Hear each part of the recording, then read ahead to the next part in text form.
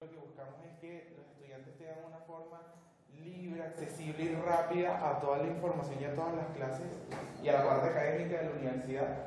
Y quiero hacer énfasis en la parte libre porque nosotros lo que queremos es que cualquier estudiante tenga acceso a esta clase. Es decir, no necesito ser yo un ingeniero en electrónica para poder ver la clase de teoría de onda, o no necesito yo ser de otra carrera para que ustedes puedan ver las otras clases que están alojadas en el canal de la Federación de Centros Estudiantes de YouTube, que es FCE USB. Gracias a Fernando, que Fernando es estudiante de esta clase y nos está ayudando tanto a la DSM, a la Dirección de Servicios Multimedia, como a la Federación para ser preparador grabando la clase, gracias al profesor. Y bueno, nada, si quieren trabajar con nosotros tanto en este como en otro proyecto, las puertas de la casita siempre están abiertas.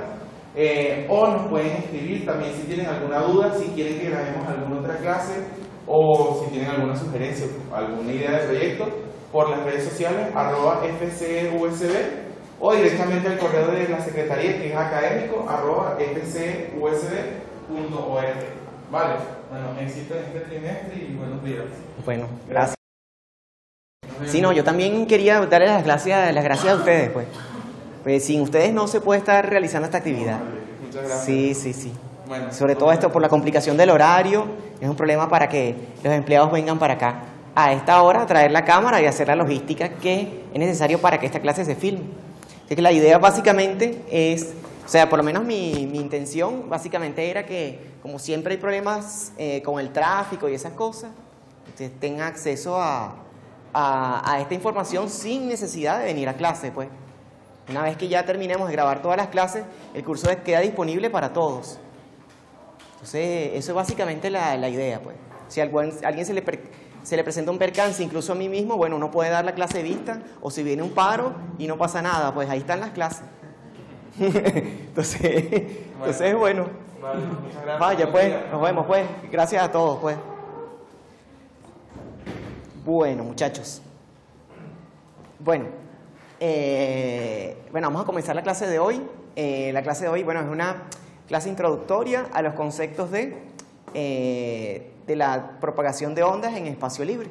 Como les había comentado, la materia se divide en dos partes. Una de propagación de ondas en medios no guiados y la otra parte de propagación de ondas en medios guiados.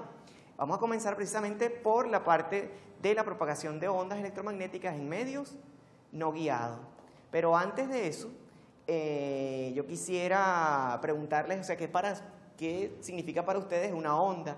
¿Qué significado puede tener eso? ¿Qué opinión, de acuerdo a lo que ustedes han visto en física? Se quedaron así como... Sí, cuando por lo menos es un charco de agua, ¿qué significa eso? Parece que tiene que ver algo con propagación, ¿verdad? Algo como de una energía que se mueve, ¿verdad? Básicamente es realmente energía que se desplaza en el espacio. Ahí, de los fenómenos más conocidos, bueno, están las ondas mecánicas y las ondas electromagnéticas. Las ondas mecánicas son ondas en las cuales, por ejemplo, tenemos el sonido, precisamente tenemos las ondas superficiales que se desplazan en los líquidos, tenemos exactamente las vibraciones que se oyen dentro del agua. Todo eso son ondas mecánicas, ondas que necesitan un medio para poder desplazarse. Fíjense que en el caso del sonido y las vibraciones, se necesita un medio en el cual la onda se desplaza. En cambio, para el caso de las ondas electromagnéticas, ese no es el caso. La onda electromagnética se puede desplazar dentro de un material o como puede desplazarse en el mismo vacío, sin necesidad de que el material exista, de que un material exista para que pueda generarse ese fenómeno. Entonces, si son ondas electromagnéticas, como la misma palabra lo dice, deben estar involucradas allí las ecuaciones de Maxwell. Las ecuaciones de Maxwell son los que rigen ese fenómeno. Entonces, las dos ecuaciones de Maxwell principales las tenemos acá. Está la ley de Ampère y la ley de Faraday. Esas son las dos principales. Además de la ley de Gauss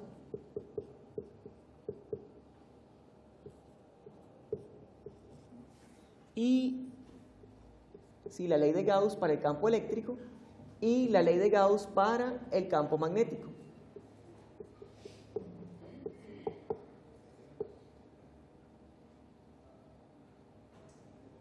Además de la relación que siempre existe entre la densidad de carga y la corriente. Entonces, básicamente, estas dos ecuaciones, más esas tres, son las ecuaciones que rigen el fenómeno electromagnético y, por tanto, rigen las ecuaciones de desplazamiento de la onda electromagnética en los medios, en un medio determinado. Entonces, ¿qué vamos a estudiar aquí? Como les digo, vamos a estudiar las ondas electromagnéticas en medios no guiados en este momento. Entonces, vamos a asumir que vamos a tener una fuente que al final vamos a ver que realmente es una antena, una fuente que es básicamente un campo eléctrico que está allí concentrado en un punto que oscila armónicamente para nuestro caso. Y esas ondas se van a desplazar, esas ondas que se generan en ese lugar se van a dispersar por todo el espacio. Originalmente, el fenómeno ondulatorio cerca de la fuente que la está originando tiende a ser un fenómeno esférico, o sea, las ondas tienden a tener una forma esférica alrededor de la fuente. Sin embargo, a medida que uno se va alejando de dicha fuente, esas esferas adquieren un radio cada vez más grande hasta que la onda que se generó acá se convierte en una onda plana. Y entonces la fase de todas esas ondas en estos planos es la misma. Entonces, aquí vamos a tener un plano con en realidad es una esfera muy grande que gira, que tiene como centro esa fuente, y a medida que nos vamos desplazando, si estamos muy lejos, entonces podríamos eventualmente considerar esa esfera muy grande como una onda plana que se desplaza en el espacio. Ejemplo de eso pueden ser la radiación emitida por las estrellas, la radiación emitida por el Sol, que son cuerpos que están muy lejos de nosotros, y cuando la observamos aquí, entonces resulta que podemos analizarla como una onda plana que nos está llegando desde el espacio, desde esa fuente. También pueden considerarse ondas planas, por ejemplo, las señales de los satélites y ese tipo de cosas, ¿no? Entonces, si tienen dudas, inquietudes hasta aquí, ninguna. Entonces, fíjense, cómo es la forma de los campos. Fíjense que aquí lo pintamos de una manera muy coloquial, pero realmente lo que vamos a analizar aquí en la materia es cómo es la forma de los campos que están relacionados con esa onda. En realidad lo que se está propagando acá son campos, el campo eléctrico y el campo magnético. Ellos adquieren una forma ondulatoria, y las ecuaciones que rigen a esos campos es lo que vamos a estudiar acá. Lo vamos a estudiar a través de las ecuaciones de Maxwell. Entonces, las dos ecuaciones principales de Maxwell son estas dos que están acá. De aquí derivan estas otras tres que tenemos acá. Entonces, vamos a trabajar con estas dos principales, con la ley de Ampère, Maxwell, y con la ley de Faraday. Entonces, ¿cuál es la idea? Bueno, la idea es que a través de esas ecuaciones generar una ecuación diferencial que la podamos resolver de acuerdo a los supuestos que tenemos allí. Y así ver cuál es la forma de ese campo eléctrico y de ese campo magnético. Entonces, fíjense, podemos empezar por acá. Tenemos la ecuación de Ampère-Maxwell, así como la tenemos allí. Entonces, en la ecuación de Ampere-Maxwell podemos calcularle el rotor de un lado y del otro. O sea, a esta ecuación que está acá le podemos calcularle el rotor de un lado y del otro, y nos va a quedar esta ecuación que está aquí.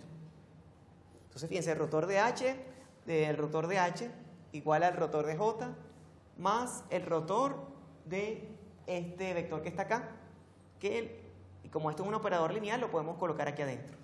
Entonces queda esta ecuación que está aquí. Pero fíjense que si uno busca en los libros, esa ecuación del rotor, por propiedades matemáticas, es esta ecuación que está acá. O sea, es el gradiente, o sea, por propiedades matemáticas, el rotor de un vector es el gradiente de la divergencia de ese vector menos el laplaciano de ese vector. El laplaciano, recuerden que es la derivada segunda, en el caso cartesiano, la derivada segunda con respecto a x del vector más la derivada segunda con respecto a y del vector más la derivada segunda con respecto a z del vector. Entonces, el rotor del rotor es esa que está acá. Como nosotros queremos aplicarle esa propiedad a este vector que está acá, entonces en vez de ser f es h. Entonces esto es rotor de h igual al gradiente de la divergencia de h menos el laplaciano de h. Entonces, en ese caso tenemos que la divergencia de h, recuerdo a la ley de Gauss, tiene este valor que está acá. ¿Se acuerdan de eso? La divergencia del campo magnético en un medio homogéneo, ¿cuál es? Es 0. Y la divergencia, por supuesto, del campo eléctrico en un medio homogéneo tiene este valor que está acá. Pero como estamos hablando es del campo magnético, entonces este valor que está acá es nulo. Entonces este término es nulo por la ley de Gauss. Y nos queda nada más que el rotor del rotor de H tiene este valor que está aquí. Es el negativo del laplaciano, básicamente. Entonces, si el rotor del rotor de H es negativo del laplaciano, entonces uno puede sustituir el rotor del rotor de H por el laplaciano aquí. Y al final queda, si uno después operando, pasando los términos para un lado y para el otro, queda que el laplaciano de H menos este valor que está acá, que es la derivada segunda con respecto al tiempo de h, es igual a este valor que está acá. Al final queda de esa manera.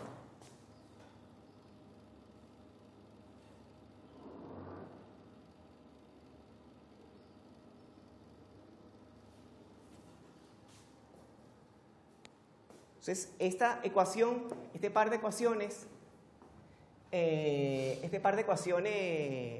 diferenciales, este par de relaciones de campo eléctrico y campo magnético, lo hemos llevado a estas ecuaciones que están aquí. De esta que está acá, la llevamos para acá. Fíjense que de esta derivada segunda sale también de que el rotor del vector de desplazamiento eléctrico es básicamente sale de acá. Si uno multiplica por epsilon, aprovechando que D es epsilon por E, entonces aparece esta relación del vector de desplazamiento eléctrico con respecto a la derivada del campo magnético acá. Si uno utiliza esta para acá, esta ecuación para acá, al final queda esta derivada segunda aquí. Entonces, esta es nuestra primera ecuación diferencial.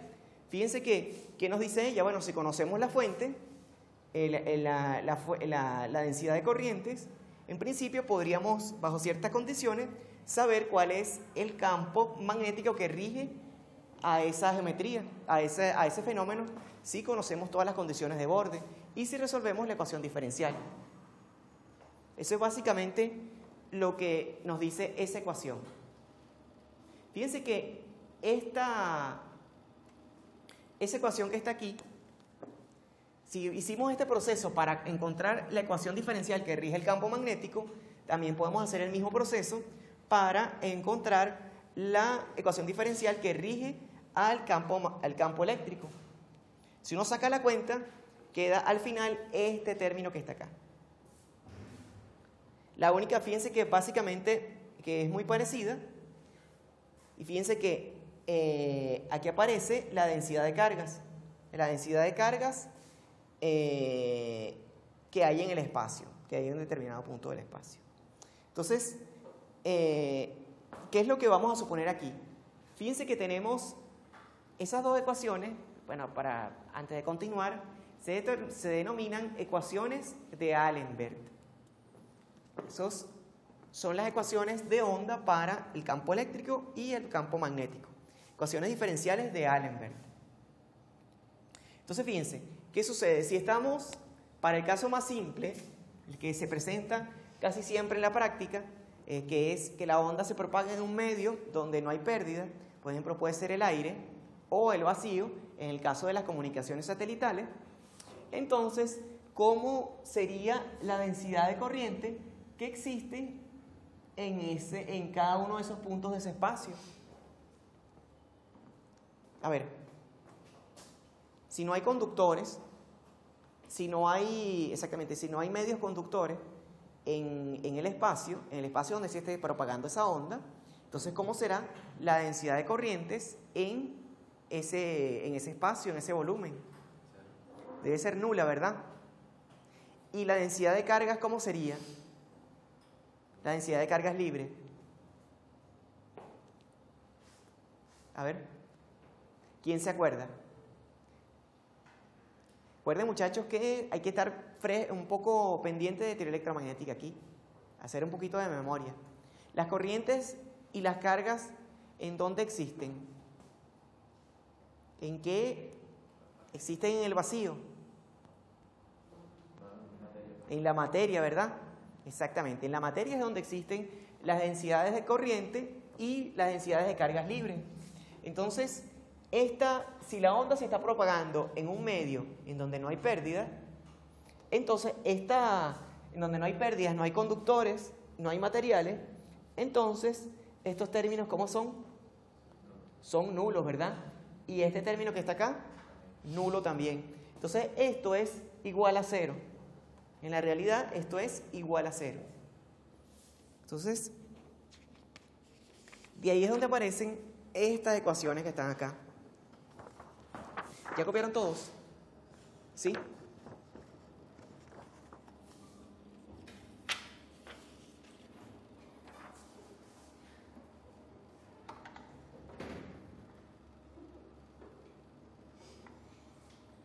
¿Qué tal va el camarógrafo ahí?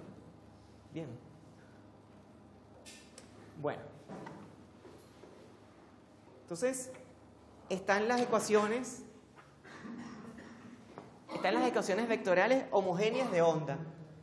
Al ser esos términos de las ecuaciones de Allenberg ser nulos, para nuestro caso particular, entonces las ecuaciones vectoriales de onda adquieren esta forma que está aquí.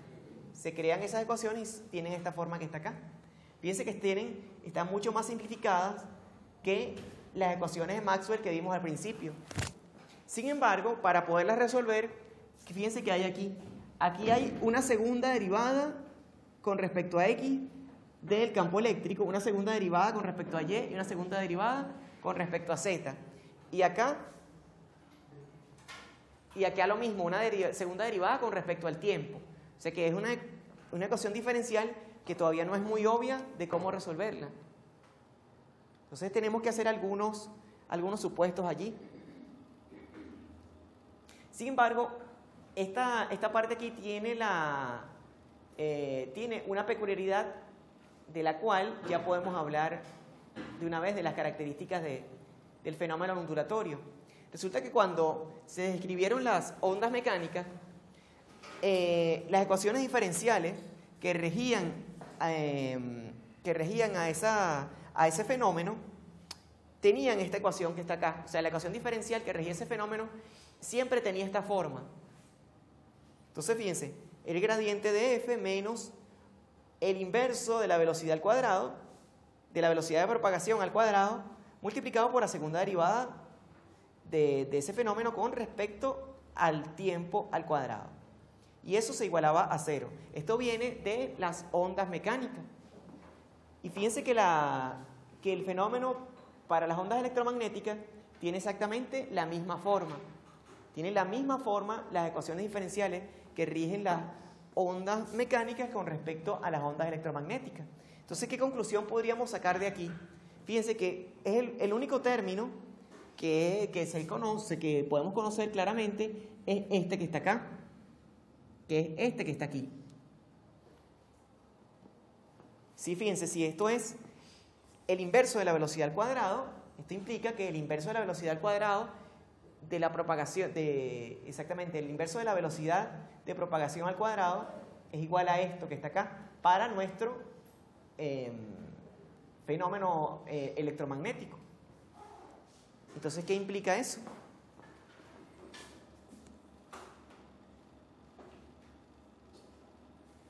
Implica entonces que la velocidad al cuadrado es igual, el inverso de la velocidad al cuadrado es mu sobre epsilon. Si uno invierte y despeja ahí la velocidad, da que esa velocidad tiene este valor que está acá. Y eso para el caso de las ondas electromagnéticas, haciendo el símil con las ondas mecánicas. Entonces, la velocidad de propagación de las ondas electromagnéticas es igual al inverso de la raíz de mu entre epsilon. Si estamos en el caso del vacío, esta ecuación que está allí se convierte en 1 entre la raíz de mu sub 0, epsilon 0, para nuestro caso.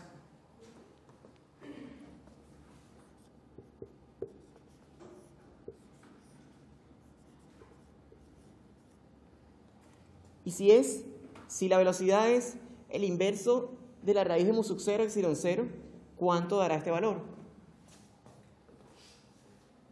La velocidad de la luz, ¿verdad? Exactamente.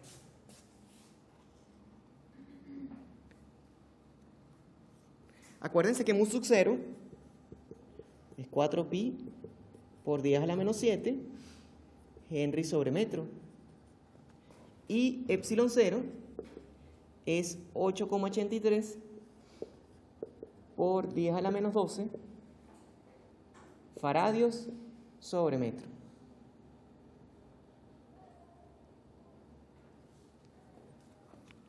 Así que esas dos cantidades están relacionadas directamente con la velocidad de la luz a través de esa relación. Esto es epsilon 0.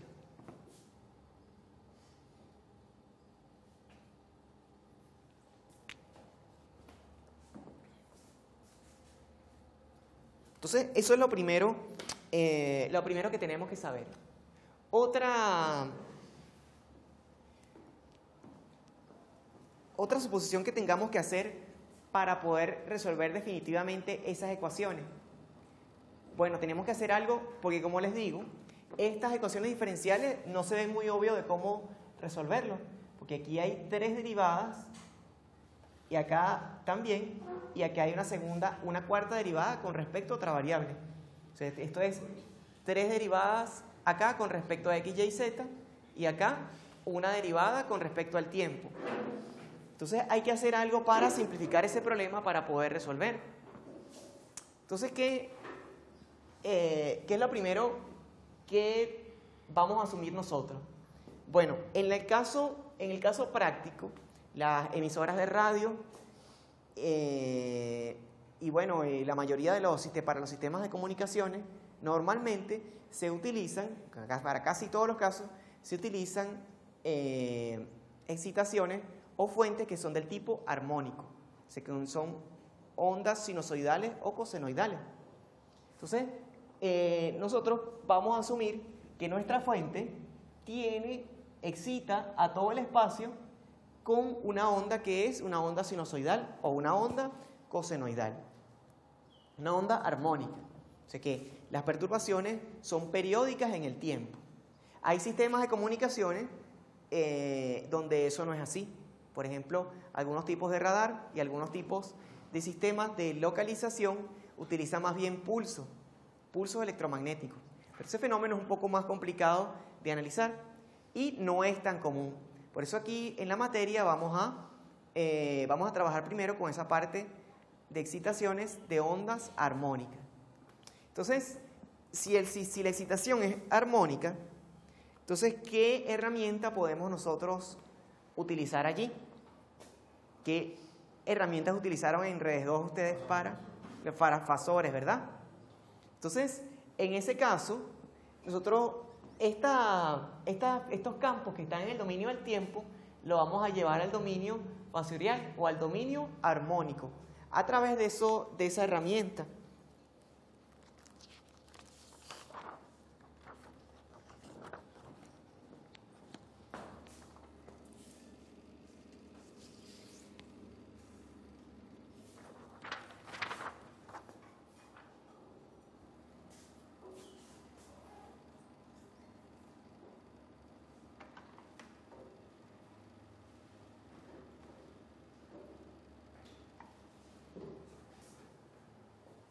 Entonces, fíjense,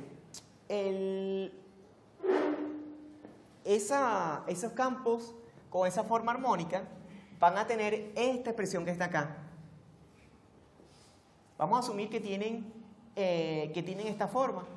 Fíjense que cada uno de esos componentes va a tener una forma, va a depender, por supuesto, del espacio, en qué lugar del espacio lo estemos midiendo. Por eso es que dependen de R. O sea, del vector posición. Esto va a ser la amplitud de cada una de las componentes. Y esto que está acá, por supuesto, va a ser la forma de la excitación armónica que se está generando en un sitio, que se está generando en la fuente. Entonces, como esa fuente tiene esa forma cosenoidal, donde en cualquier punto del espacio donde midamos el campo también se va a ver esa forma cosenoidal o esa forma armónica. Entonces, por supuesto, este coseno está desfasado en un determinado punto, con una determinada fase que también depende del espacio. No es lo mismo medir la fase en este lugar que acá, que acá, que acá. Entonces, él va a tener esa forma que está aquí. El campo de manera general siempre va a tener esa forma. Entonces, si queremos transformar esto que está en el dominio temporal, queremos transformarlo ese vector que está en el dominio temporal, queremos transformarlo a un vector que esté en forma de fasor, entonces tenemos que aplicar estas relaciones. Hay que acordarse, definir primero un vector complejo cuya parte real sea nuestro vector original en el dominio temporal, y ese vector complejo va a tener el fasor, va a ser el fasor multiplicado por e a la j de omega t. Entonces, este vector que está acá en realidad es esta multiplicación, y va a ser de esa manera, vamos a encontrar la relación entre el vector en dominio temporal y el vector en dominio fasorial. Entonces,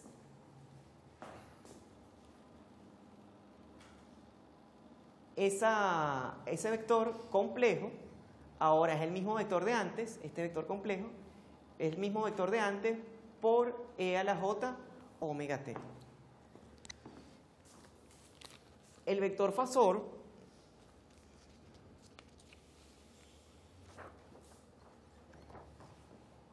exactamente, el vector fasor entonces es este vector que está acá, que es como decir el vector de antes sin el tiempo, sin la presencia del tiempo. La idea de todo esto es precisamente eliminar la variable tiempo de allí. Fíjense que está, si por ejemplo la ley de Ampère-Maxwell, que es esta que está aquí, la podemos convertir en forma fasorial a esta ecuación que está acá.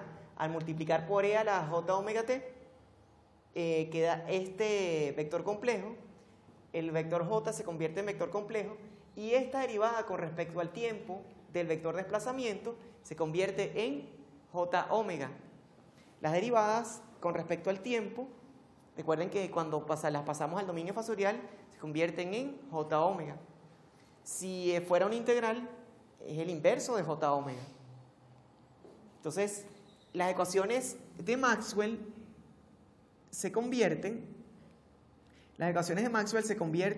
en estas ecuaciones que están acá, que estaban en dominio temporal, ahora se convierten en ecuaciones en dominio fasorial y eliminamos una de las variables que nos estaba generando problemas, pues, o por lo menos las convertimos en ecuaciones más sencillas.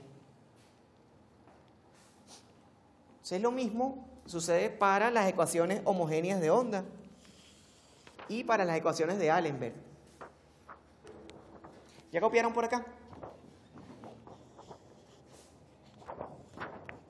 ¿Sí?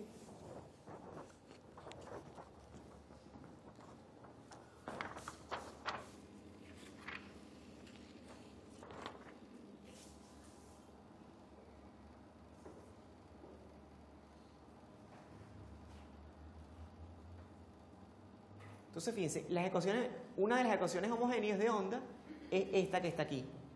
Esta derivada segunda es una derivada segunda con respecto al tiempo.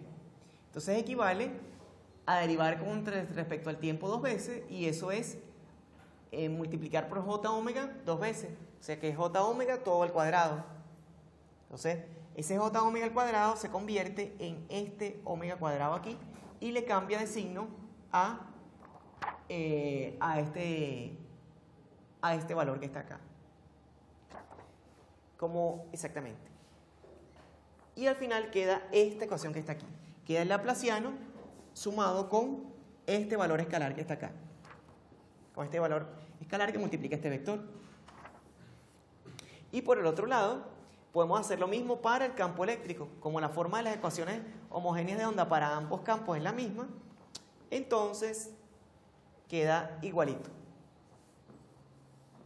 ¿Van siguiendo hasta aquí? ¿Alguna duda? ¿Saben, muchachos, que en el examen la mayoría de los errores, estadísticamente hablando, corresponde a mal trabajo con los números complejos? Entonces yo les recomiendo que se pongan atención con esto, pues. Pongan bastante atención con esto.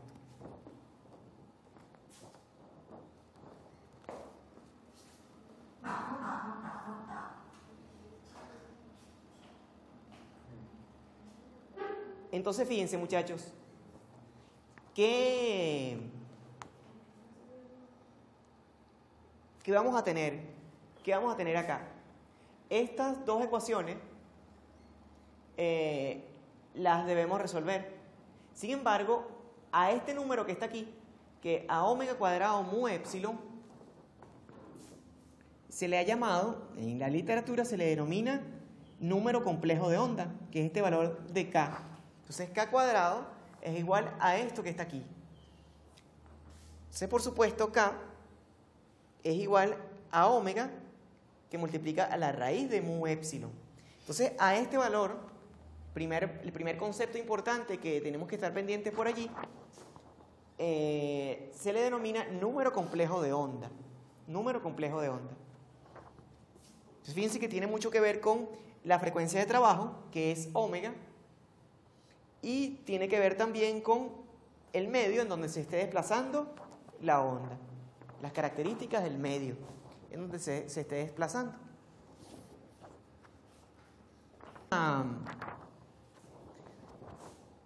Tenemos estas ecuaciones diferenciales que ahora, fíjense que ahora es mucho más amigable de resolver. Fíjense que esas ecuaciones que están acá, como les digo, aquí tenemos una segunda derivada con respecto a X, otra segunda derivada con respecto a Y y otra segunda derivada con respecto a Z. Pero fíjense que si estamos analizando ese fenómeno lejos de la fuente, entonces, ¿qué va a suceder allí? Que cuando evaluemos el campo, ¿cómo será ese campo? ¿Cómo variará? Fíjense que si estamos lejos de la fuente, es lo mismo moverse en el plano perpendicular a la dirección de propagación en cualquier punto de ese plano, el campo va a tender a valer lo mismo.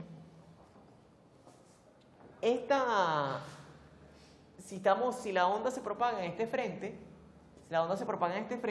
y nosotros tratamos de medir el campo en cualquier parte de ese frente, en un determinado instante de tiempo, ¿qué vamos a obtener? Que el campo va a medir lo mismo en cada una de esos puntos. ¿Por qué? Bueno, porque precisamente estamos lejos de la fuente. Si estuviéramos cerca sería otra cosa, pero como estamos lejos, el campo solamente depende, en realidad, de la coordenada z. ¿Ven la cuestión? ¿Hay alguien que no vea esto? O como que las vacaciones, muchachos, fueron fuertes para agarrar otra vez el ritmo. Tenemos que hacerlo porque la materia es violenta. Yo siempre les digo que por lo menos en la central esta materia se ve en un año. Es el contenido de un año. Cuando yo estudié era así. Aquí lo estamos viendo en un trimestre. Entonces, para que estén pendientes de eso, pues. Hay que ponerse las pilas. Yo sé que no es fácil, ¿no? Porque, ¿cuántos meses fueron? ¿Fueron para ustedes 3 meses? Más 4 meses, sin hacer nada. ¿Ah? Una semana. Claro, para mí fue de semana 6 y las 5 semanas de cuando comenzamos. Ajá. Fuerte, todas las 3 en esas 5 semanas y en verdad fue una semana de Claro. Claro, es que es terrible. Viene como en diferentes ritmos, ¿no? Porque hay el que en verdad estuvo 3 meses, 4 meses sin hacer nada. Y está el que viene cansado ya de... Bueno, muchachos, pero hay que guapear. Vamos a tratar de prestar atención.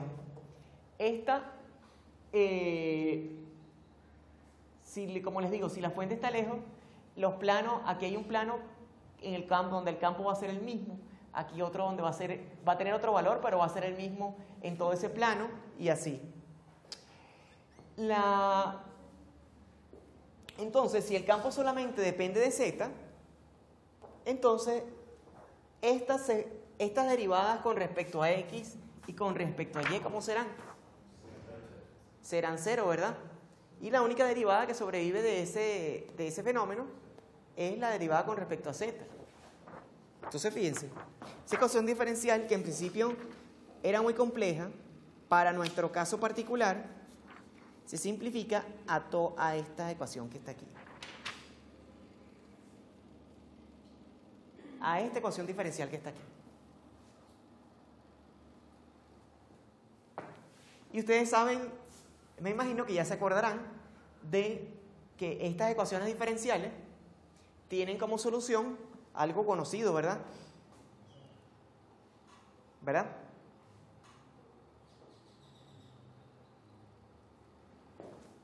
Generalmente, dependiendo del signo, de esta ecuación que estaba acá, la solución era, para estas ecuaciones diferenciales, era exponencial o era armónica. Era una solución hiperbólica o una solución armónica. Para nuestro caso, al final da una solución armónica de este tipo que está aquí.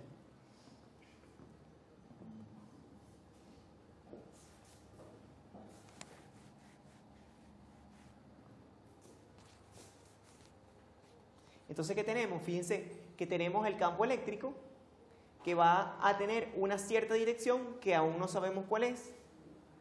Está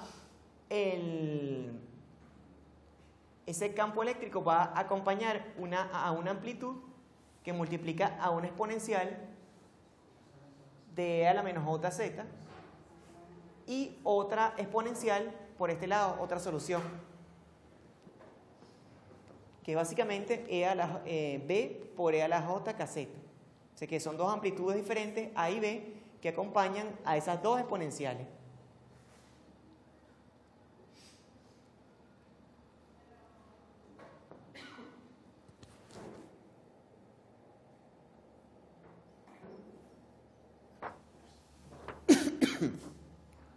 Entonces, fíjense, muchachos, este valor que está acá es un valor complejo. Este valor que está acá es otro valor complejo. Este valor que está acá tiene una cierta amplitud y una cierta fase. Y este valor que está acá también tiene una cierta amplitud y una cierta fase.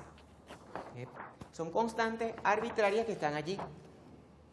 La dirección tampoco la conocemos, por lo menos a priori. Entonces, esas amplitudes de A y B, A complejo y B complejo, son estas que están acá. Este número en realidad es un módulo y este número que está acá es otro módulo que está allí.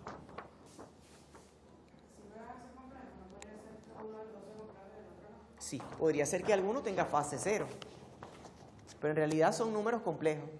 Como la solución, te recuerda que el campo, fíjate que el campo eléctrico es un fasor, que así lo definimos.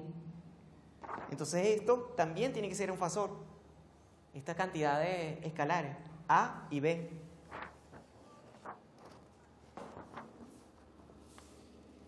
Ok, ya terminaron de copiar.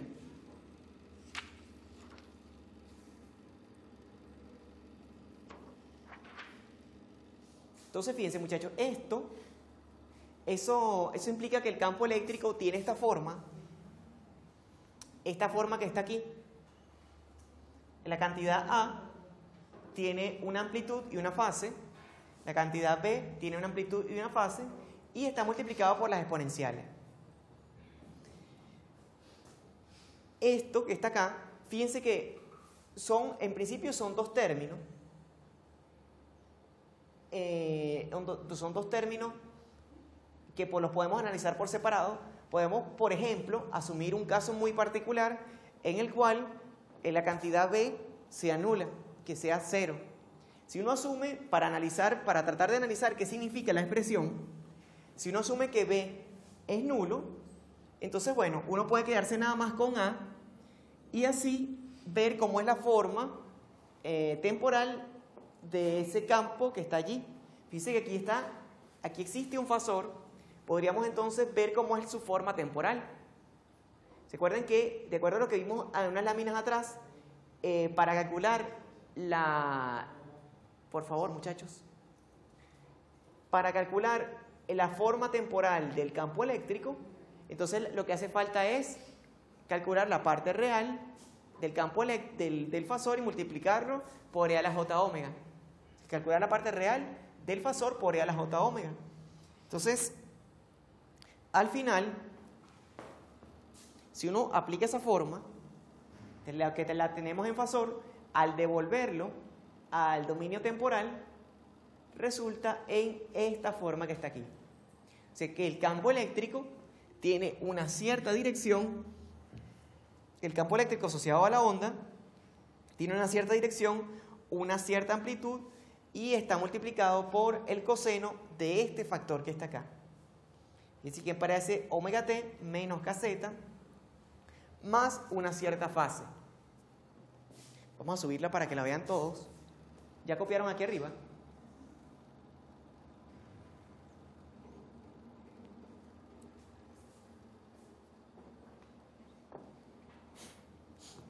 Entonces, ese campo eléctrico va a tener esta forma que está acá, esta que está aquí. Entonces, fíjense, es un campo, o sea, ese campo tiene una amplitud tal que varía dependiendo de la distancia y dependiendo del tiempo. O sea que si uno paraliza el tiempo, uno puede dibujar el campo en el espacio. Y va a aparecer una onda sinusoidal que depende de z. Si uno mueve el tiempo un poco, o sea, deja que el tiempo corra hacia adelante, entonces la onda también se moverá hacia adelante. Y eso es lo que está representado aquí en la gráfica. Vamos a suponer que un caso muy particular en que esa fase de la que estemos hablando, este de fase que está acá, sea nulo, y entonces podríamos ver eventualmente analizar este fenómeno acá. Fíjense que tenemos para un tiempo igual 0, tenemos una onda cosenoidal. Pues esto sería como el coseno de menos kz, la primera onda. Pero si dejamos que el tiempo corra un poquito, entonces esa onda se va desplazando en el tiempo. O sea que la amplitud del campo se va desplazando en el tiempo. Recuerden que esto es en el espacio, ¿no? Esto con respecto a z. Entonces, a medida que el tiempo se va desplazando, entonces la onda también. O sea, hay unos puntos en el espacio donde el campo es máximo, otros donde es mínimo, unos donde es máximo, otros donde es mínimo, y todos esos mínimos y esos máximos se van corriendo en el tiempo. ¿Lo ven todos? ¿Se entiende? ¿Se ve el fenómeno? Entonces esa es la forma que tiene el campo precisamente acá. Esa es la forma que tiene el campo acá, en esta región donde estamos lejos de la fuente. Ese campo, eso muchachos, acuérdense bien que esto es válido solamente cuando el medio es homogéneo, es lineal y es isotrópico. Fíjense con la facilidad que movimos esas constantes, las constantes muy épsilon, las movimos por un lado para el otro de la ecuación. ¿Por qué? Bueno, porque precisamente el medio es lineal, isotrópico y homogéneo. Y además estamos lejos de la fuente. Y además no hay obstáculos en el camino de esa onda. Si todo eso se cumple, entonces el campo tiene este valor que está acá, tiene esta forma esa forma matemática. Si estamos cerca de la fuente, la forma matemática es otra. Ajá. Las ondas, la cuestión del gráfico, por ejemplo, ¿se estarían desplazando o las dividiendo? No, las ondas, la amplitud del campo se desplaza. O sea, los valores de amplitud se desplazan en el tiempo. Claro. Se desplazan en el tiempo. Al igual que el caso más visible que uno puede ver en la naturaleza, bueno, es el caso de los charcos de agua. Cómo se va desplazando la onda en el tiempo. Es exactamente lo mismo. Lo que pasa es que este charco de agua es muy grande y ya esa onda está lejos de la fuente. Entonces tú la percibes, la ves como una onda plana. Son ondas planas. ¿Ves?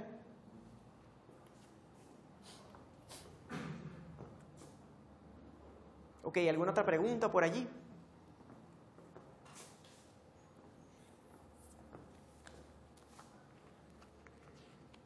Fíjense muchachos, si nosotros no hubiésemos visto hace rato cómo era el valor, cómo era la comparación entre las ondas mecánicas y las ondas electromagnéticas, ¿cómo calcularíamos la velocidad de fase de la onda que se desplaza aquí?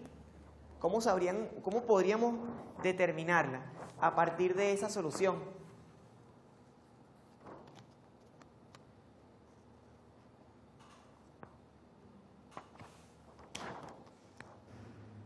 ¿Cómo saber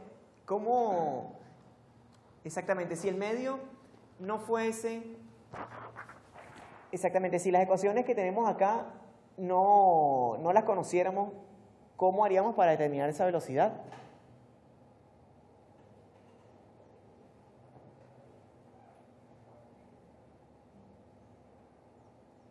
Derivando la dirección de desplazamiento. Exactamente, por ahí va la cosa. Tenemos que buscar una derivada, ¿verdad?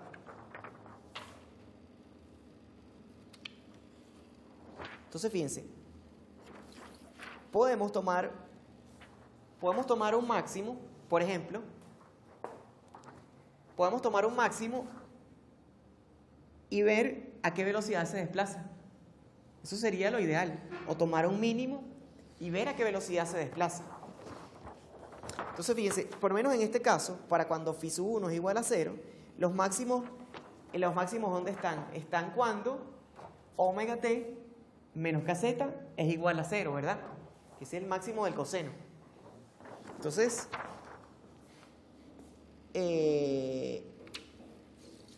podemos hacer omega t menos kz igual a constante igual a 0. Si hacemos eso, podemos derivar esa ecuación, sacamos la derivada de z con respecto a t, que esto equivaldría a la velocidad, y nos queda igualado a 0. O sea, estamos derivando toda esta ecuación. Entonces, esa velocidad, que es la derivada de z con respecto a t, al final nos da omega sobre k. Y entonces esta sería la velocidad de fase de la onda que estamos analizando. Recuerden que k es igual a omega por la raíz de mu épsilon. Hace ratico lo definimos. Entonces como k tiene ese valor, si al calcular la velocidad, omega con omega se va y queda el inverso de la raíz de mu épsilon.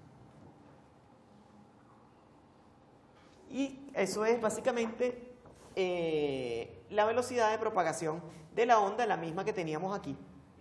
Para el caso del vacío, da la velocidad de la luz.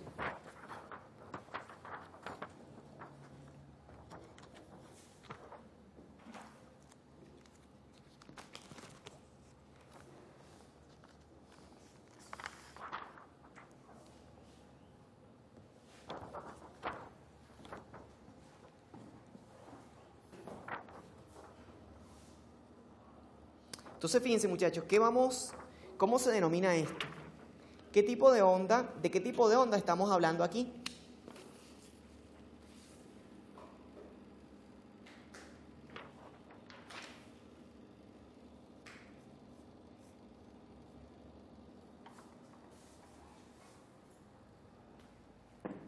¿De qué tipo de onda estamos hablando aquí? Estamos hablando de una onda que se desplaza en el espacio,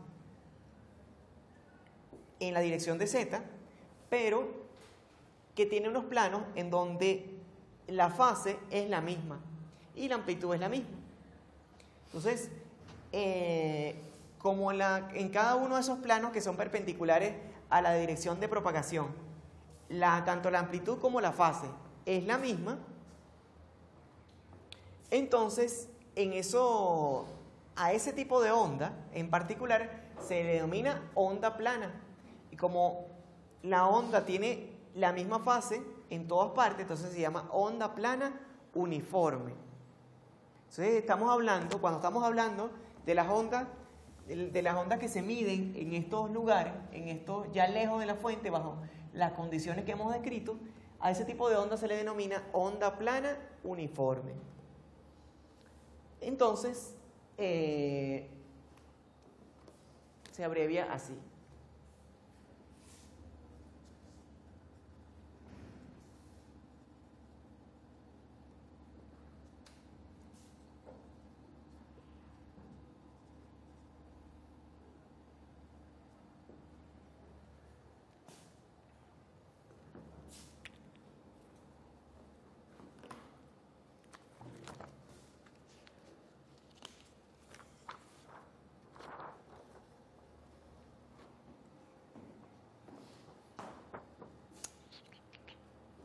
Ok, muchachos.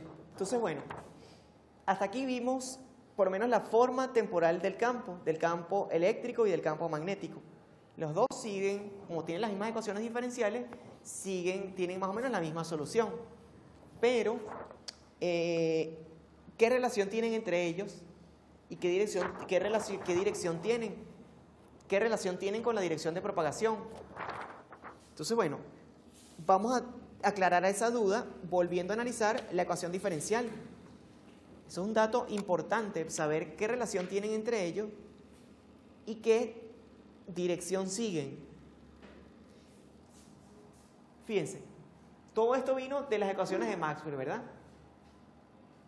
El rotor de H en forma fasorial es J omega epsilon por E, y la ley de Faraday es igual a menos J omega mu por H, bajo las condiciones que hemos descrito en esta zona, en espacio libre, en espacios lineales, isotrópicos y homogéneos, bajo esas condiciones muy particulares. Entonces, las ecuaciones de Maxwell bajo esas condiciones se convierten en esto, en el mundo fasorial. Y si uno chequea la ecuación del rotor de H, bajo esas condiciones, entonces el rotor de H da este valor que está acá, el campo eléctrico da este valor que está aquí, o sea, este valor que está acá, este que está aquí, esta ecuación que está acá, esta que está acá. Aquí no sé porque casi no cabe la lámina en la...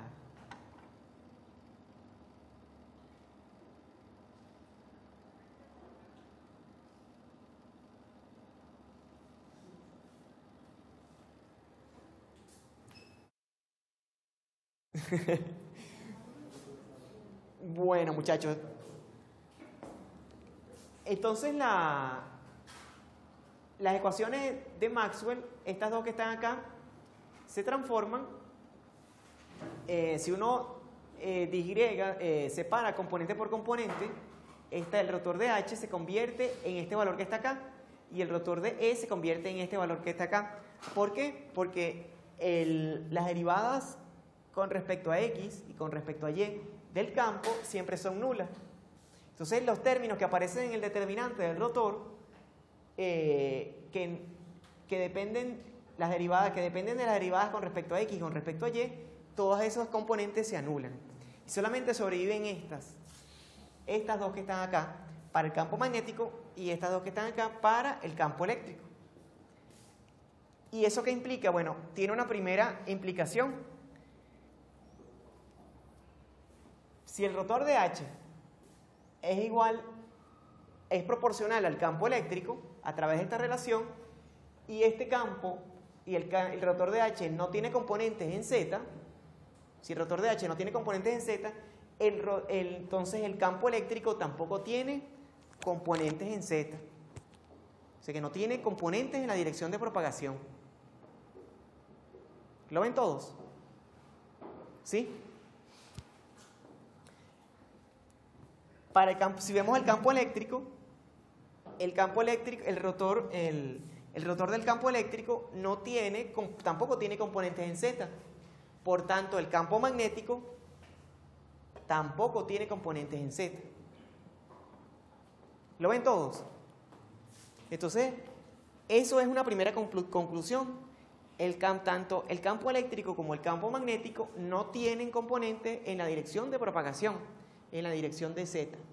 O sea que, en otras palabras, son perpendiculares a la dirección de propagación, tanto el campo eléctrico como el campo magnético. Esa es la primera conclusión que sale de las ecuaciones de Maxwell. La otra cosa que se puede observar aquí es que si, por ejemplo, H sub Y fuese nulo, entonces, ¿qué sucedería con E sub X?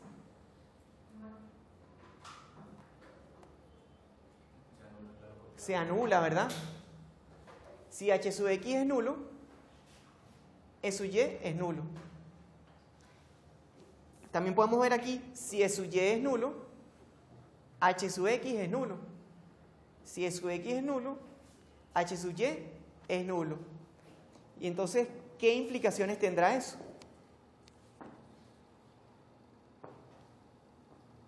Parece que E sub X depende de H sub Y, que H sub X depende de sub Y, y todas esas combinaciones que son proporcionales unos con el otro, pero son las componentes transversales, inversas unas con otras. E sub X depende de H sub Y y viceversa, y E sub Y depende de H sub X y viceversa. Entonces, ¿qué implicaciones podrá tener eso? Exactamente, que el campo eléctrico y el campo magnético son perpendiculares entre sí. Esa es otra consecuencia de las ecuaciones de Maxwell. Entonces, ¿qué sucede? Bueno, aquí vamos a tener al final, ¿qué vamos a tener acá? Bueno, que el campo eléctrico va a tener una cierta dirección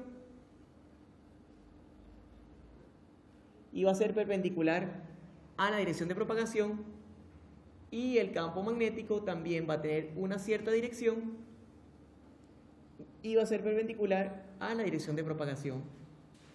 En otras palabras, todos van a ser perpendiculares entre sí, las tres direcciones.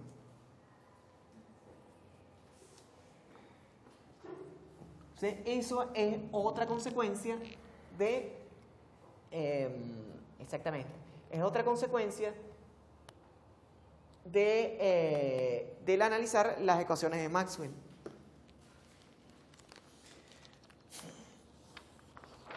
Entonces, fíjense, muchachos, a este tipo de onda, fíjense que la onda, los campos son transversos a la dirección de propagación. Como son transversos a la dirección de propagación, a ese tipo de onda también entra en otra categoría que se le denomina ondas TEM.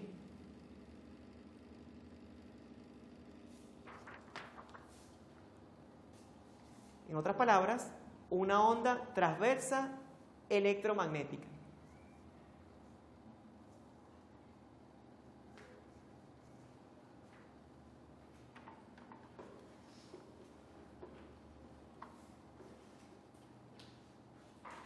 Recuerden eso. La onda TM, esta abreviatura significa transverso electromagnético. No es el único tipo de onda que podemos encontrar. Hay otra categoría. Fíjense.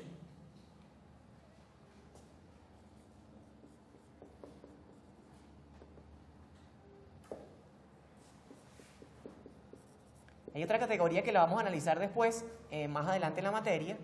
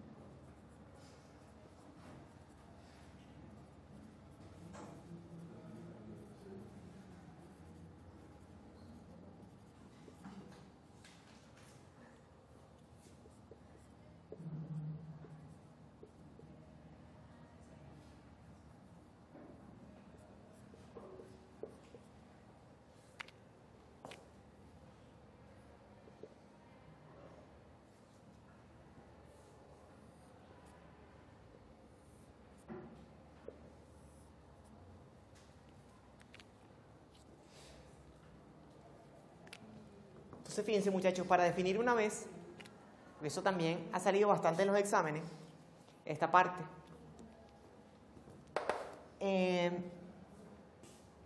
Si la onda es transverso electromagnética, como este caso que estamos analizando nosotros aquí, entonces la onda es TEM. Si no es ese el caso, sino que solamente el campo magnético es perpendicular a la dirección de propagación y el campo eléctrico no, entonces es una onda transversal magnética. Estos fenómenos se dan en los medios guiados. En los medios guiados, que los vamos a analizar en la segunda parte del curso. Y el fenómeno de cuando la onda es transversal eléctrica también se da en los medios guiados y ocurre cuando el campo eléctrico es perpendicular a la dirección de propagación y el campo magnético no lo es. Entonces, tenemos esos tres casos. Esos tres casos. Si uno, por ejemplo, en una pregunta en un examen se les pregunta qué hacer con el campo, le damos un campo eléctrico y les damos un campo magnético, y se pregunta averiguar cómo es, si la onda es TM o TE o TM, qué tipo de modo de propagación se está produciendo ahí. Vamos a ponerlo aquí, modos de propagación.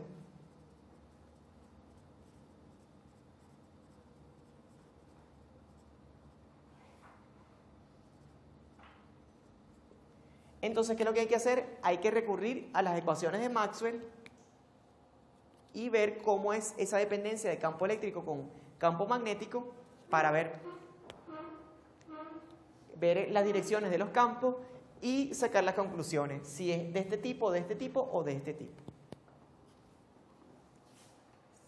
Para nuestro caso particular, el de las ondas planas uniformes, que están lejos de la fuente en un medio homogéneo, lineal e isotrópico, en ese caso la onda es TEM, en el vacío. ¿Preguntas hasta aquí? Esta parte es importante. ¿Ninguna?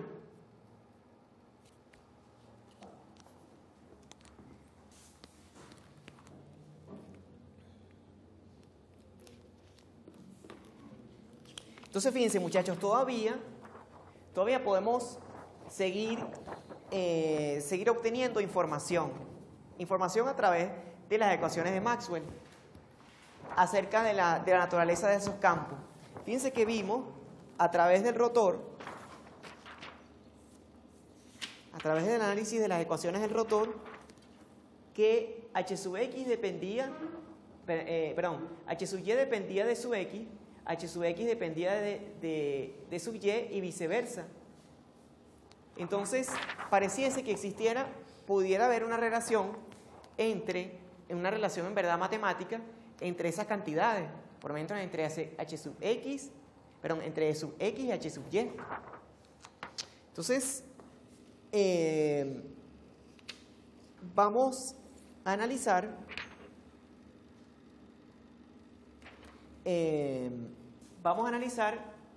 esta, ¿cómo se llama? Vamos a analizar la forma del campo para ver, del campo eléctrico y del magnético entre sí, para ver qué relación existe entre esas cantidades. Fíjense, el campo eléctrico tiene esta expresión que está aquí, en forma fasorial. Si lo definimos, si vamos a suponer que esté en la dirección de X,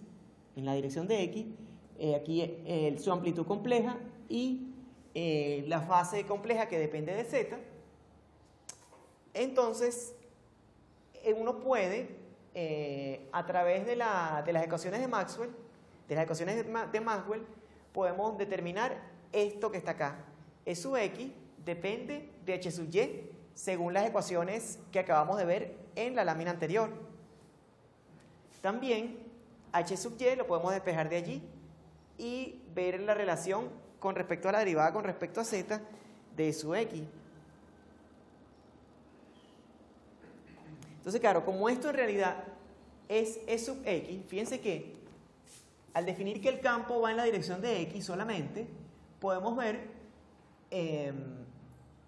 exactamente que este término es E sub X que está acá, la componente X del campo. La componente X del campo, entonces, termina siendo esta que está acá. O sea que H sub Y, de acuerdo a Maxwell, es igual a esto que está aquí. Si uno resuelve, introduce ese E sub X acá, al final, en esa ecuación vamos a obtener este valor. H sub y va a ser esto que está aquí. O sea, E sub x, que lo teníamos allá arriba, al introducirlo aquí, se convierte en esta cantidad. Al derivar con respecto a z, aparece el omega aquí abajo, aparece mu y aparece k. K aquí afuera. Entonces, pero esta cantidad que está aquí vuelve otra vez, como la derivada con respecto a z de la exponencial es otra exponencial igual, entonces esa k que salió para afuera es la única diferencia, entonces esto vuelve a ser e sub x. Esto que está aquí vuelve a ser e sub x. Y ese sub x es el que está acá. O sea, por eso es que este término se le denomina e sub x. Fíjense que habíamos definido e sub x como esto, y ese e sub x es el que aparece aquí. Al utilizar esta ecuación de Maxwell que está acá. Entonces, eso al final termina siendo que h sub y es igual a k entre omega mu por e sub x. Esa es la verdadera relación entre h sub y e sub x.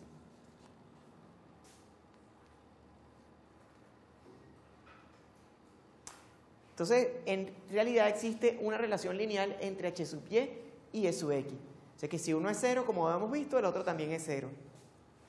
Los dos son nulos, si alguno de los dos es nulo, el otro también.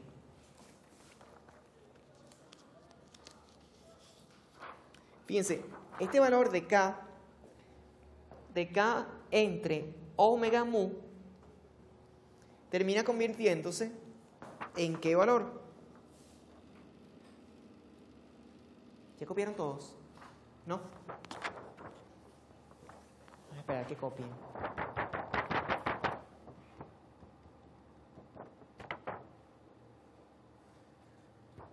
Fíjense, una primera curiosidad. Si este campo eléctrico, ¿quién se acuerda en qué unidades está el campo eléctrico? En voltios sobre metro, ¿verdad? Y el campo magnético, amperios sobre metro.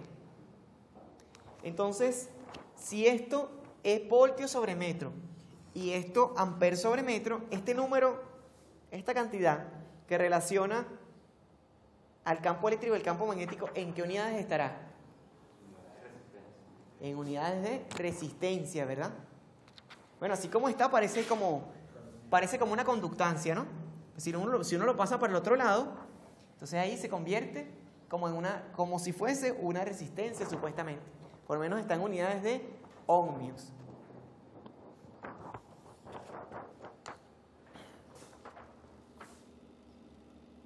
Entonces, a ese valor, vamos a ponerlo aquí, vamos a ver si agarra. No agarra. Por acá.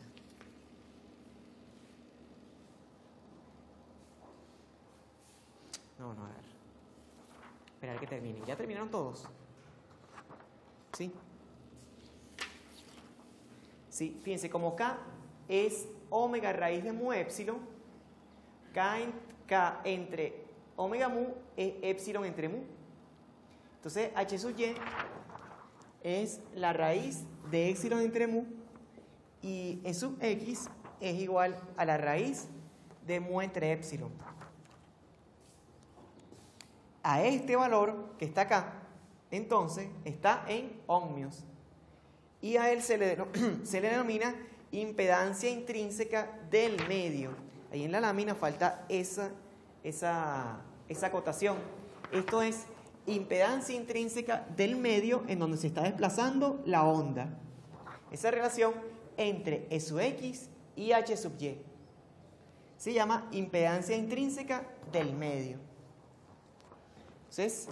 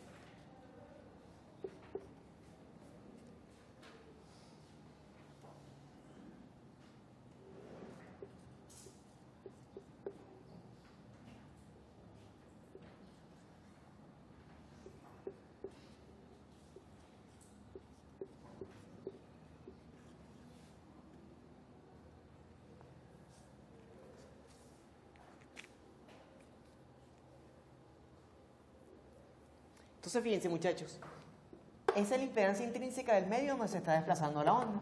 Si la onda se está desplazando en un determinado material, entonces vamos a tener esta expresión para la impedancia intrínseca. Si estamos en el vacío, entonces esa impedancia intrínseca es de 120 pi ohmios, que es aproximadamente de 377 ohmios. Ese es el valor entonces de la impedancia intrínseca del medio en el vacío. Eso, muchachos, no tiene ninguna relación con disipación de energía.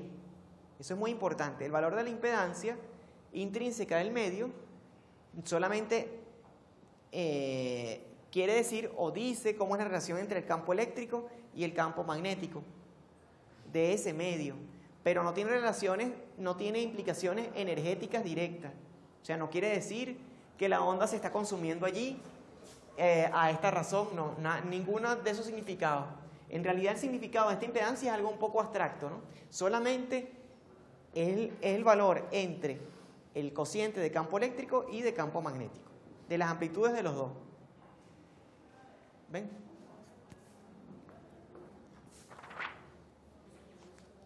Dado todas esas relaciones que hemos visto hoy, si uno vuelve otra vez, basado en todas las ecuaciones, en la forma de las ecuaciones de Maxwell que hemos visto, las relaciones de amplitud que hemos visto y las relaciones con respecto a la dirección de propagación de cada uno de los campos y de los campos entre sí, entonces hay una fórmula simplificada para relacionar el campo eléctrico y el campo magnético, independientemente de cómo sean ellos. Si la onda, entonces si la onda es OPU y es TM, entonces se cumple esta ecuación que está acá. Esto resume casi todo lo que hemos visto en los últimos 20 minutos, en la última media hora. El campo eléctrico y el campo magnético son perpendiculares entre sí y también perpendiculares a la dirección de propagación y están relacionados con la impedancia intrínseca del medio en donde se esté desplazando la onda. Esa es una de las conclusiones de la clase de hoy.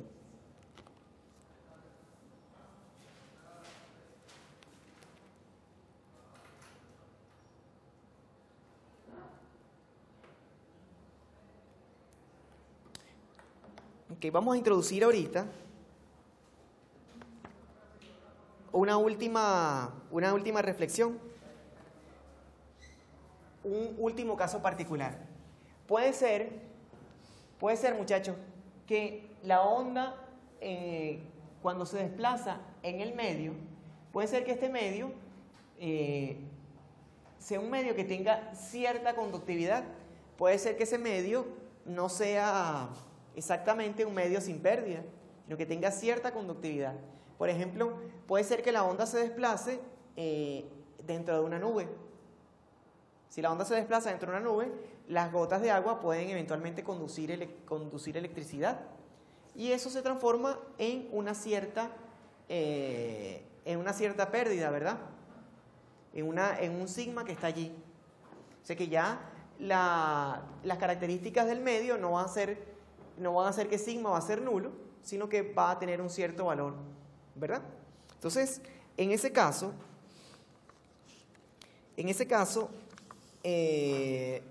la corriente, o sea, las ecuaciones de Maxwell se modifican un poco.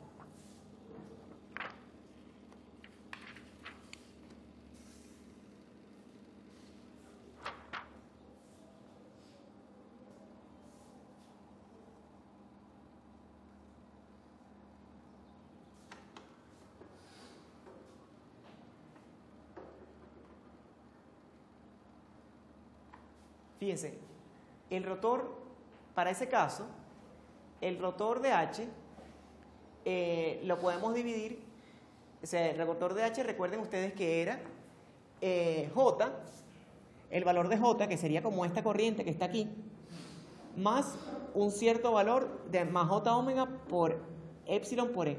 Esto era como, si esto es j, más este término de campo, todo esto es la ley de Ampère-Maxwell. Esta j que está acá, la estamos dividiendo en realidad en dos términos. Uno es el término de la j que corresponde a la fuente, que en este caso lo vamos a descartar porque estamos en el espacio libre, y el otro término que depende de la j, de la distribución de corriente, que depende del medio, de las pérdidas del medio donde se está desplazando la onda. Entonces, a este término que está acá lo podemos colocar aquí adentro sacando a factor común el campo eléctrico, así como se hace acá, sacando a factor común el campo eléctrico y j omega. Entonces, el valor de epsilon, que originalmente era este, ahora se convierte en este. Y, por supuesto, esta corriente que está acá, para el caso de nosotros, que es la corriente de la fuente o de la antena de la fuente que esté emitiendo esa onda, la vamos a descartar porque estamos en espacio libre. Entonces, a esta cantidad que está aquí, le vamos a llamar, fíjense que ocupa el mismo lugar de epsilon en la ecuación original. La ecuación original de Maxwell, que no tenía pérdida, cuando no teníamos signo, cuando este término no existía, entonces resulta que este epsilon era el que multiplicaba el campo eléctrico.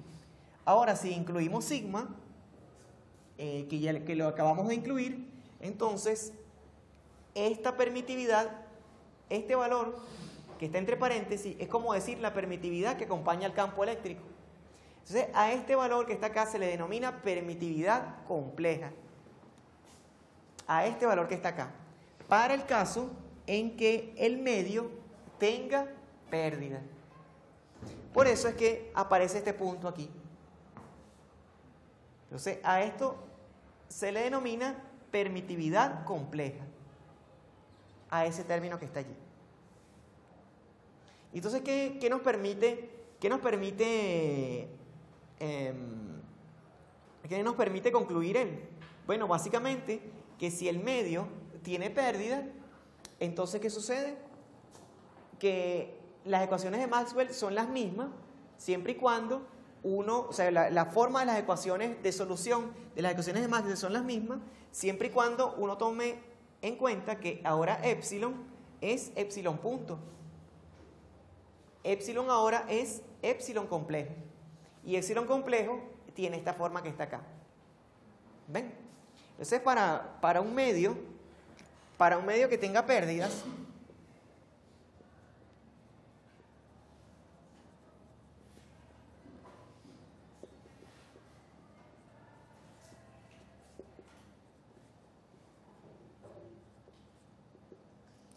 se da el caso entonces que eta es igual a la raíz de mu epsilon, epsilon punto, y que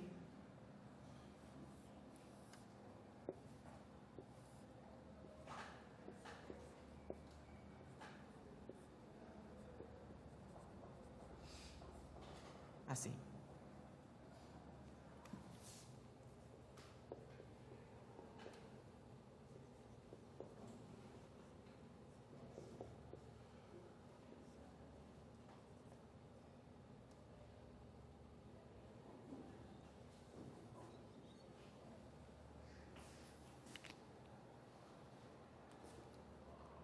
Entonces, ¿qué pasa? Ahora la impedancia intrínseca tiene este valor que está acá. Como las ecuaciones de Maxwell mantienen la misma forma, las soluciones también mantienen la misma forma, y entonces estas conclusiones que hemos sacado se pueden igual concluir de la misma manera.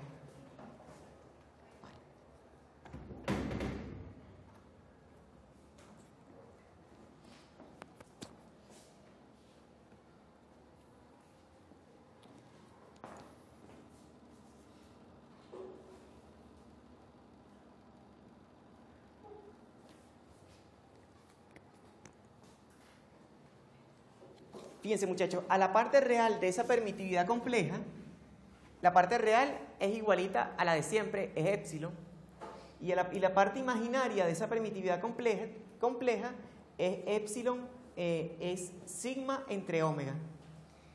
Este valor en muchos libros se le denomina épsilon doble prima, y a este épsilon se le denomina épsilon prima. Esta es como la parte real y esta es la parte imaginaria. Se le divide en esas dos. En muchos libros está escrito de esa manera. Fíjense, al cociente de épsilon prima, de épsilon 2 prima, entre épsilon prima, se le denomina tangente de pérdidas. A ese cociente entre ellos dos se denomina tangente de pérdida. Fíjense que uno puede, si épsilon punto es épsilon menos j sigma entre omega, entonces uno puede sacar factor común épsilon y queda 1 menos sigma épsilon omega, aquí con una j. Y esto es épsilon prima, que es este que está aquí, 1 menos j epsilon 2 prima entre epsilon prima. Y esto, recuerda, hay que recordar que es así. Exactamente. Como esto se define, esta es la parte real y esta es la parte imaginaria, entonces a este término que está acá se le denomina tangente de pérdidas.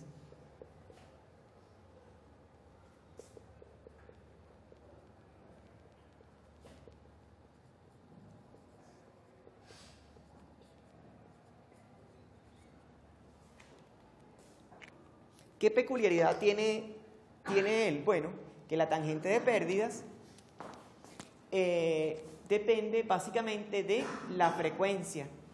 La tangente de pérdidas es sigma entre épsilon por omega.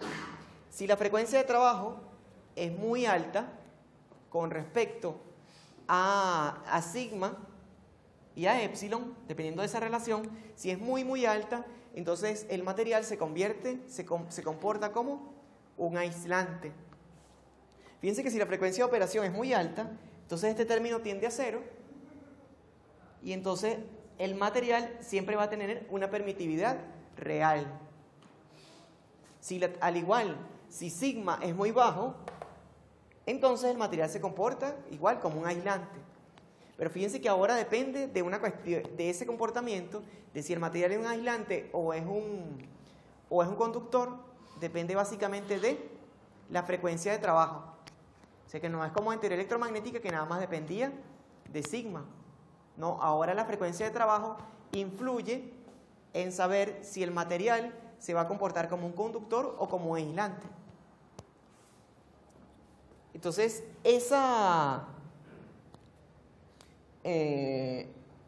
ese valor se mide directamente, esos términos se miden directamente en el valor de la tangente de pérdida.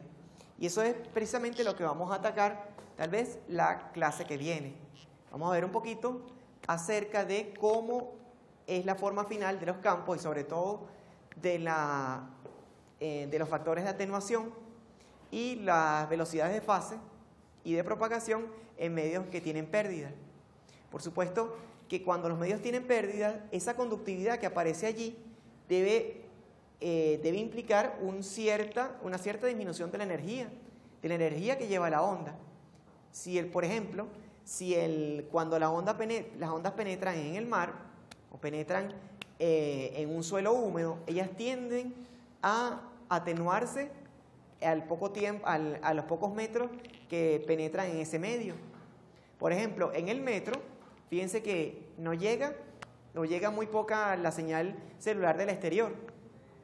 Y eso en buena medida es debido a la humedad que ofrece el terreno que está arriba de las estaciones. Como el terreno tiene cierta humedad, entonces esa onda que intenta entrar a la estación no puede porque es absorbida por el medio, se convierte en calor. Entonces, eso es el fenómeno que vamos a analizar en la clase que sigue. Entonces, bueno, no sé si hay preguntas hasta aquí. ¿Está más o menos clara la clase? Saben que pueden intervenir, muchachos. Poco a poco tienen que irse engranando otra vez en el trimestre, en la rueda. Sí, ¿verdad? Bueno. Entonces, bueno, vamos a dejarlo hasta aquí. Entonces nos veríamos el viernes. Terminar un poquito antes para recoger las cosas. Y nos veríamos entonces pasado mañana. Bueno, ya terminamos.